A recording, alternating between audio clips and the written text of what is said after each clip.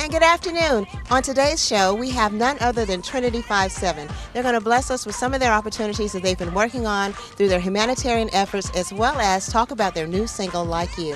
Thank you for joining us today on The Fuller View. Hi, we're Trin-i-tee 57, and you're watching The Fuller View. And good afternoon. And on today's show, we have none other than the Dove Award-winning Trinity 57 with us today. Ladies, introduce yourselves. Hi, I'm Chanel. I'm Angel. Hello, I'm Adrian. And I understand you guys just came out with a new hot product. Tell us about it. Yeah. Well, our fourth CD is out now, and we wrote most of the songs on this CD, so it's our more personal, collection of our heart. And we wanted to talk about things that aren't commonly talked about in gospel. So we shared our love lives and obviously our life, our relationship with God and with one another, and we talk about our families and just wanted to be transparent and open. Yeah. How important is it to be so transparent to today's society? I think it's always important to be transparent as far as using it as a tool for helping. You know, us doing that, coming out of the season that we had, going into T57, which is the name of our project, being that transparent, we found ourselves with a Grammy nomination and then a Grammy performance, and people really responded, and we found out that people missed us, and that made us feel really good and inspired to just keep on doing what we do. Keep doing what you do. What have you enjoyed more about this project than you did your last? I love performing the songs. The stage is what I love, and we get the opportunity to, again, sing the songs that we wrote. Because a lot of artists, you sing songs that were produced and written by, a lot of people, and we kind of experienced that for several years. But when you sing what came from you, that what God gave you, it has a whole nother feel to it. Yeah, differently. It ministers differently. Absolutely. Yeah. What about your new song with Shalon Knowles, Like You? Tell us about that. Solange wrote. Adrian, you can talk about. Well, I just remember how when we first heard the demo for it, we knew this song is definitely for us. It celebrates romantic love and it celebrates godly love, and it doesn't tear down one for the other, but it has it in its perfect priority. So it's a matter of, he's a good man, he's a great man, but he could never love me like you. So the pressure is not put on a man to do something that's beyond what he can do, and it has God in his perfect reverence and perspective. It's a beautiful song, and I think it's very appropriate for believers to know that you don't have to deny that there is romance in your life. You're a human being. It's a matter of your priorities being straight. Yeah. I understand all three of you are single. Mm-hmm. Yeah. Single. Uh-huh. Single. Okay. Have you enjoyed the single life? Are you looking forward to God bringing you that perfect mate? I'm looking forward to everything that God has for me. I just love my life. Yeah.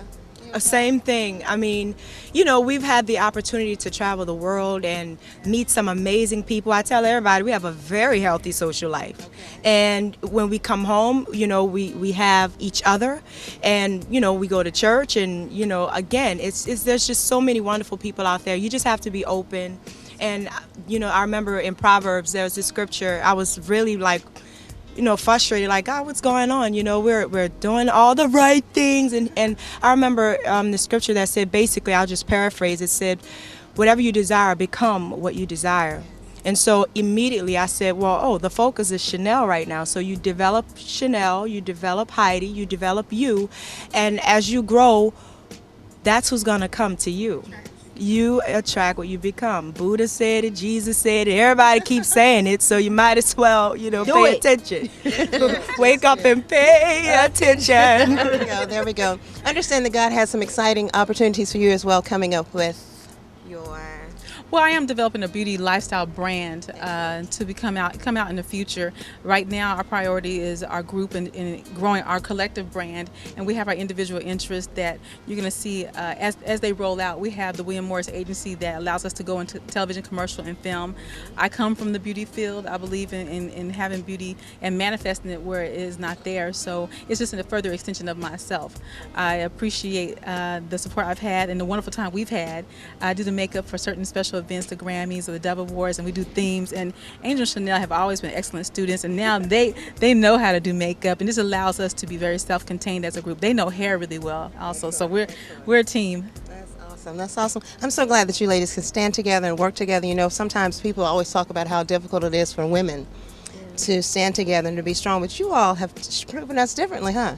Well, I think what happens is you have to want the best for yourself and want the best for one another, because we set a standard a long time ago of how we were going to interact with one another. Like, we don't really speak to one another if we're highly emotional, and we've always been respectful to maintain that. And what happens is, I do believe if you're a selfish person, you don't understand teamwork. You don't understand that you can have the group and still have all your goals, and that there's an order in which things are going to happen. And when you want the best for one another, you know, no one loses. It's when you have hidden agendas. And I think a lot of people don't understand it's the best to come together, as Christ says, and reason one with another and say, you know what, if you're faithful over a few things, you're ruler over many. You have a future because you have your present and what you do with it. Well, in closing, I want to talk about your humanitarian seeds that you've sown, because I understand that you got to do a great job in that area. Tell us about your last opportunity that you had to sow a seed. Well, you know, we know if you've been watching CNN, there's just a tremendous amount of, you know, tragedies that are going on around the world that has to do with global warming, and the planet is suffering. And if the planet suffers, guess who else suffers? We suffer. And so many lives are being lost, and people's possessions are being destroyed. And, you know, coming from New Orleans, we experienced that firsthand. And we went to Virginia, where there was a tornado that struck there, I would say maybe about a week ago or so. And so we decided to go out there. Our business manager's family is there, and, you know, we were invited to come, and we came and we just ministered, just gave. Sometimes, you know, you don't always have to give money, you don't always have to give monetary gifts, but if you give of yourself, I think that's what's priceless. And it meant so much for them to just have us show up and say we love you and we care about you, and you know, the world is watching, you know, so it's important for us to be givers. And yeah. We had just came from Kansas City, where we were there for the Wild Baby Love, a lupus foundation.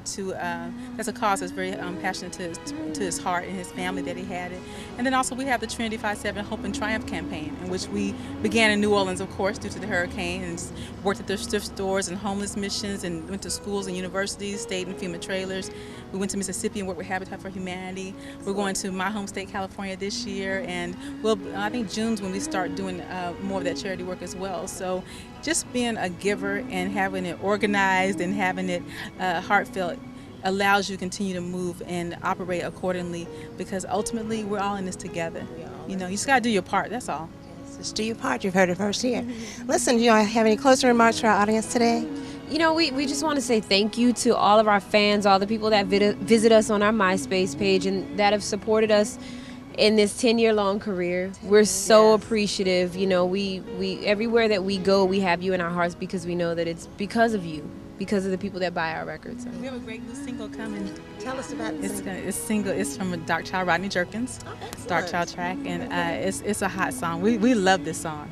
So it'll be debuting soon, so we can't announce the name yet, but we'll have a hot video, and it's coming. Okay. Well, you guys have to come back to Atlanta and be guests on our show with a studio audience. I would love that. I would love that. Yay, yay. Well, you've seen it here first on The Fuller View with Trin-i-tee 5/7.